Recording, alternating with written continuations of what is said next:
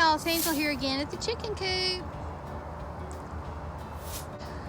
This is my basil. Now my basil is looking kind of gangly, kind of yucky.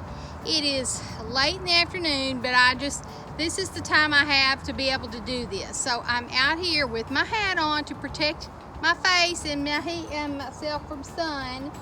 But I'm going to cut off, so these were the little blooms on my basil. Those are the seeds that I'm going to try to save.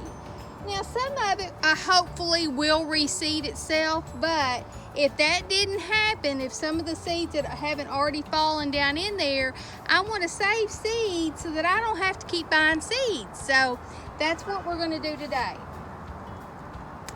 So got a little bucket here. I'm just clipping these off and throwing these in this bucket. Especially these ones that's hanging over in my yard. I don't want those seeds going into my yard. I like to grow basil, but I want it to grow where I want it to grow, not where it thinks it needs to grow. I know I kind of got my back to y'all. See if I can come over here. My garden is looking kind of pitiful. This is Texas. This is what it looks like this time of the year in Texas. So some of you new time gardeners, y'all just see all these really pristine gardens all the time, and you think you're doing something wrong. How come my garden doesn't look like, a pristine garden? And that's just not reality, folks. Your garden goes through seasons of times that it just doesn't look very good. This is that time of the year that it doesn't look very good. So just be patient, it's gonna cool off.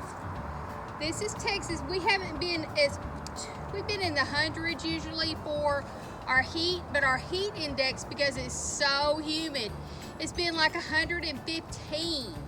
So you have to be really careful. So I'm out here doing this, but I'm gonna try to get it done and get back under the shade. So when you have a heat index of 115, there's very few plants that's going to survive and thrive in that type of environment. Even plants that like the heat, like the sun, will kind of, not look so good in the heat of the day. So I have some peas planted in back behind here. That's my fall peas. Those are purple hull peas. I'm going to hopefully, I planted those, I don't even know when, several weeks ago. They came up really fast, really quickly. They look good. I've seen some little bud of flowering. So I'm hoping if I can just get one more picking before the fall, that would be great. But even if I don't get a picking before the fall, peas are nitrogen fixators. They kind of fix the nitrogen into your soil. Now we in the South don't do that because we love our purple hull peas, but it's a good crop. I had plenty of peas, so if I don't get a pea harvest, it's okay. I didn't have that many peas that I've wasted trying to grow this, but I'm hoping I can get at least one or two more harvests off of these peas.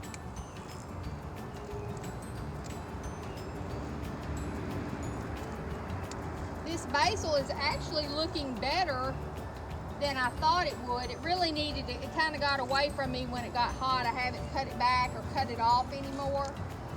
So hopefully this fall, if it kind of, we have some cool weather coming in, maybe this might perk up a little bit and I'll get another harvest of basil off these basil plants.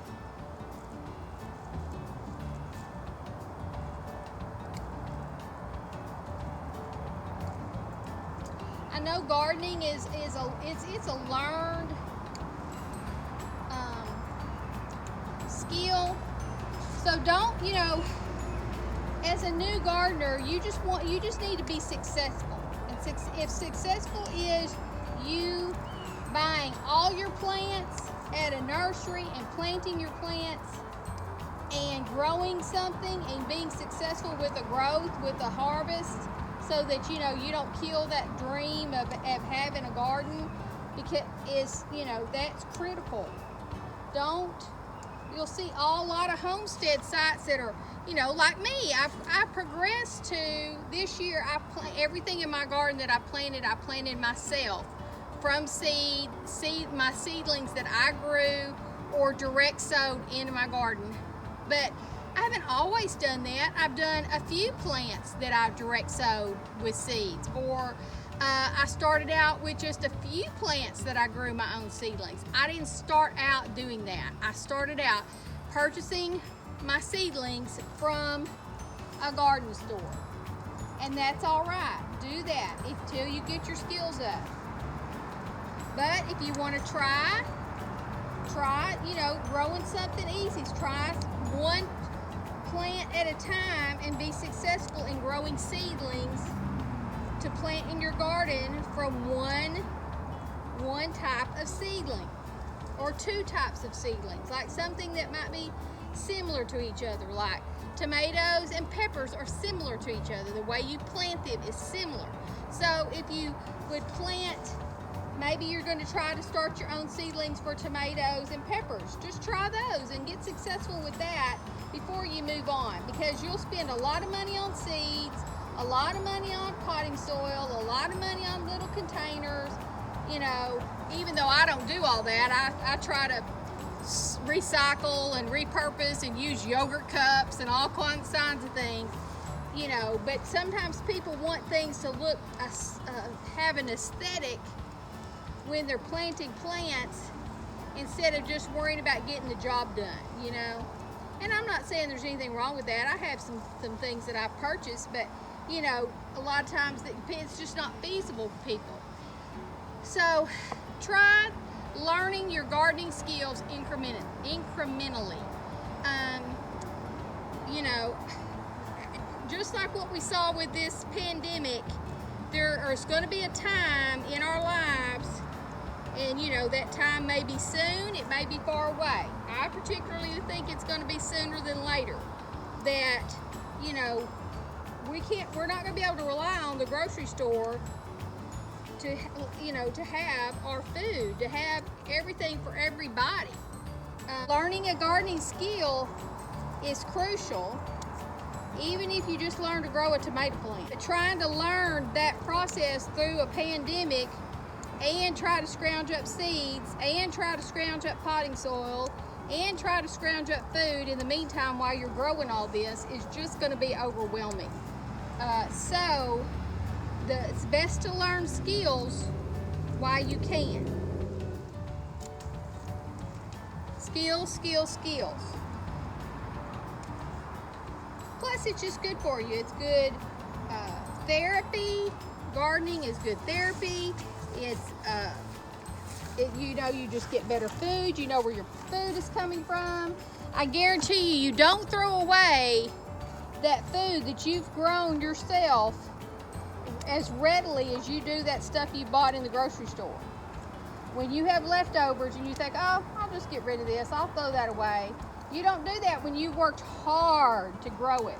When you worked hard to get that tomato plant, you don't just say, oh, I'll just chunk it. Of course, we don't do that anyway. Try to repurpose that leftover, reuse that leftover. We have it for lunch the next day. So we have leftovers. And so I try to use that. But anything that we don't use or we don't eat or the ends of something, that all goes to my chicken. It all gets refurbished. We have a potluck at our church. I put a big pot with a sign that says scraps for chickens, and that goes to my chickens. People bring me stuff all the time for my chickens. Anything that chickens love that kind of stuff. So anything you can feed your chickens is, for free, is just less that you have to pay for. Just like, if you haven't watched Homestead Heart, it's a homesteaders that I like to watch, Homestead Heart.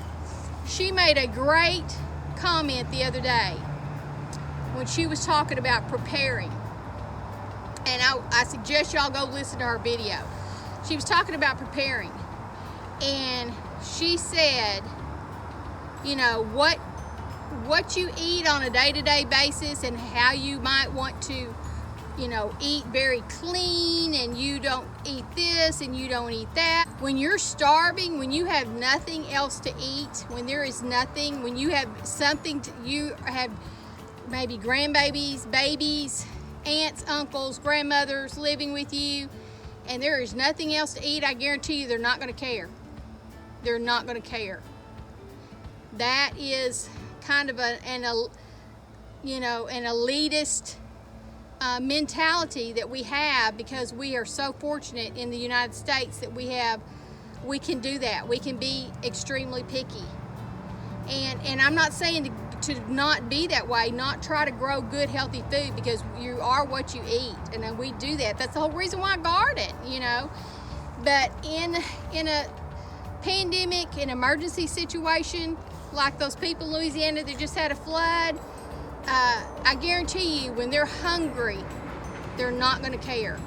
They're just wanting some food. So, you know, you can, what you think and how you do in a normal day-to-day, and when you're under stress, and when there's a situation is not what your normal situation is, your thoughts might be a little different. Your thoughts might be a little different. I've gone to preaching now. I don't mean to be preachy. I like to have fun on my channel, but so I just wanted to show y'all about that I'm saving seeds. I've saved tomato seeds, pepper seeds, of course my peas. I've saved squash, cucumbers, all the melons that we've done, okra. So I tell you, I'm not real successful with okra. I'm good at growing it. I'm not good at picking it. It's either too little to pick, and so I think, oh, I need to wait. I won't pick that right now. And I wait, and then it's this, you know, this big, and it's hard as a rock. So I'm not really good at picking okra. So I don't think I'm going to grow okra next year. It's just kind of a waste of my time and energy. We don't eat a lot of it anyways. So I think I'm not going to mess with it. I may save some seeds, you know, pass all those seeds that I've saved on somebody that likes to grow okra, because obviously it's not me.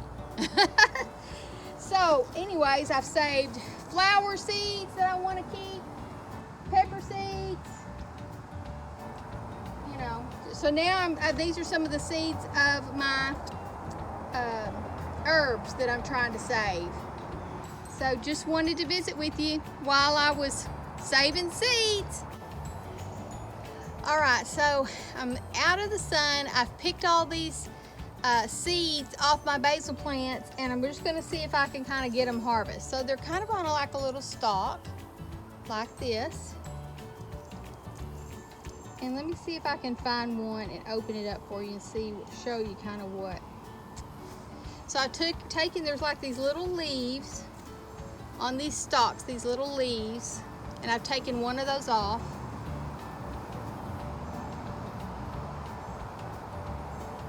And I'm going to try to open this up and see if I can harvest the seeds out of it.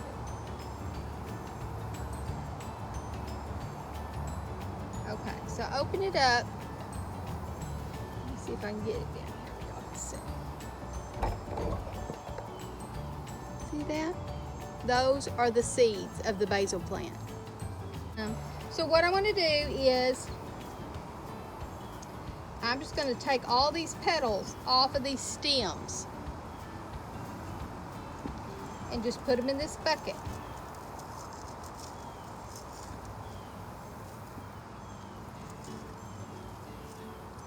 Now, you know, when you buy seeds from a seed company, they're going to do a lot of stuff to get rid of this chaff, these little, because, you know, around this seed pod, there's all these little petals that were like a little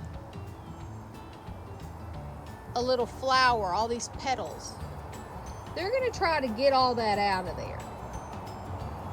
Right now, I just want the whole petal and the seeds. I don't care. When I go to plant it, if I've got to plant a petal in there with it, it won't hurt a thing. But as these dry, which they're pretty dry, I mean, I won't say that they're not dry, but those little seeds actually will kind of come out of these little petals, and you'll have them all in the bottom of your bucket. I don't worry about getting all that chaff out of there. You can do it, you know, if you get on a windy day and kind of do your chaff up in the air, it'll kind of blow away. It's what the Indians did. But I'm not too worried about it right now. And this smells lovely, even though it's dried, and ooh, it smells basil-y. It feels so good. I wish I had smell-o-vision. It almost smells lemony. I don't have lemon basil, but it almost has like a lemon smell. It smells so good. This is awesome. And I'm trying to think, I don't have anything around here that should smell like a lemon. So it's got to be this. Oh, this is wonderful.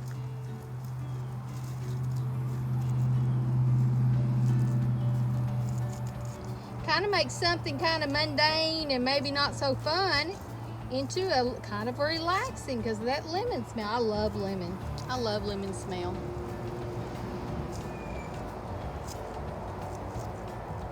So I'm a little behind. I have some gardening chores to do today. One of this is this. My husband and my son are going to try to get out here and mow and weed eat my garden. The other day I had some little cabbage seedlings that I potted on. I have some broccoli seedlings that I need to pot on into some bigger pots. It's just too hot right now to plant in Texas. Even if the books tell you it's too hot, you'll kill your little seedlings. And then all that hard work you've had will be gone. So just wait, just be patient. We'll get some cooler days, and then it'll be time to plant. But I have some broccoli, I have some cauliflower, I have cabbage, Swiss chard. Like I say, last year was my first fall garden. I grew just the basics, Swiss chard. I tried to grow some spinach. Spinach is hard to germinate. I grow broccoli and some cauliflower. Those were very successful, so I'm going to grow more of those this year. So I'm going to go a lot more of those since those were successful. I've got those in my freezer. I've been making a lot of broccoli soup, so I know this winter when it's soup time, I will probably use up all the broccoli that I have. So this will replenish my broccoli.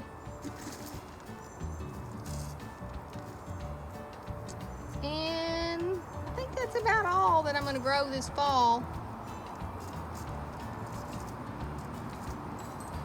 And the peas, I've got the fall. Oh, garlic. I've got my garlic. I'm going to do a video on that. I've got my garlic that I harvested back like in May or June. And I still haven't separated out the cloves or anything. So, because I'm still using the garlic from last year to cook with and everything. So that is going to be one of my upcoming videos, is how to take that garlic that I grew and harvest it, and what do you do with it after that. So that'll be one of my upcoming videos. If not this week, maybe the next week. We've had a little bit of some things happen here on our homestead. My husband's mother is here to stay with us for kind of an extended visit. She will be 90 at the end of this year, and she just needed some extra help, and trying to coordinate a lot of different caregivers was just a lot. So we decided to bring her down here. My husband is the oldest of 6 children, and he is the only one that doesn't live in Tennessee. So they have been, you know, the rest of the children have been taking on, you know, more things to help her stay at home. So we're going to give them a little break for a while, and so she's here with us for kind of a little extended stay. and we're really enjoying her being here. She thinks she's putting us out, but she is not, and we are just you know, so that's taken up a little time here this last week, couple of weeks, but we've kind of got our routine down, and we're both working. You know, we're going to try to keep doing the things that we like to do. She's not any trouble. You know, it's just, and we already have to eat and cook and eat and feed ourselves, so what's one more person to cook and eat for? I mean, to cook for and prepare for? That's not any more trouble than to, you know, I grew up in a big family, so to me, cooking small is harder than cooking for a 50. I could cook for 50 way easier than I could cook for 2. So, you know, cooking for one extra person, no big deal. If we want to go out and get something, we just go out and get something.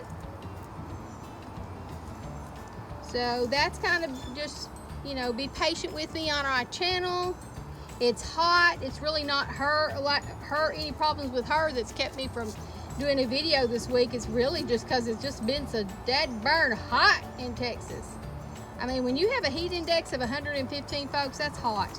When you open the thank gosh for air conditioning, when you open the door to our house and step outside, it's like you're stepping into an oven, stepping into a sauna. It is so hot.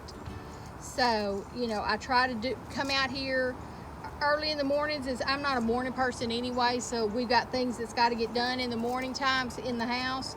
So I usually try to come out here in the afternoons once the sun's gone down, or going down. My greenhouse faces the east, so the sun coming up is when it gets its most sun, and then once it kind of gets past about noon, 1 o'clock, the sun is behind my greenhouse or right above my greenhouse, but then it starts going past it, and I have trees and things that blocks the sun from my greenhouse, so it gets a little cooler. Even though this time of year, your greenhouse, like I was in there earlier just kind of straightening up a little bit, and my greenhouse was like 103 inside my greenhouse, maybe 105. So, you know, it's hot. It's hot in there, so there's not a whole lot you can do.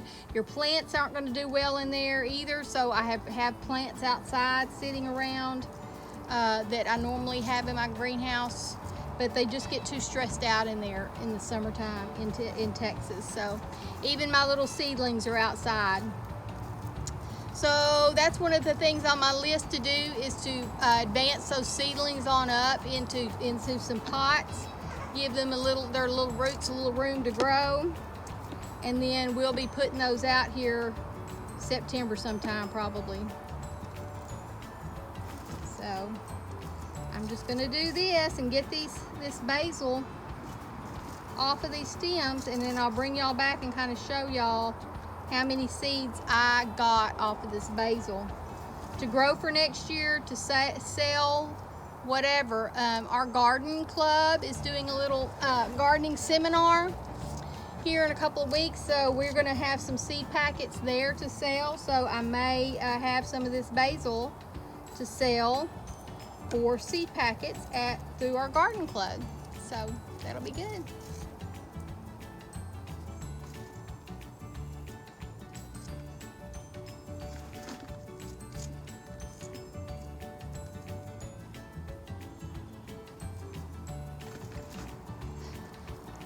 Getting hot, y'all. So I will talk to y'all later. Thanks for watching. If you like this video, please give it a thumbs up.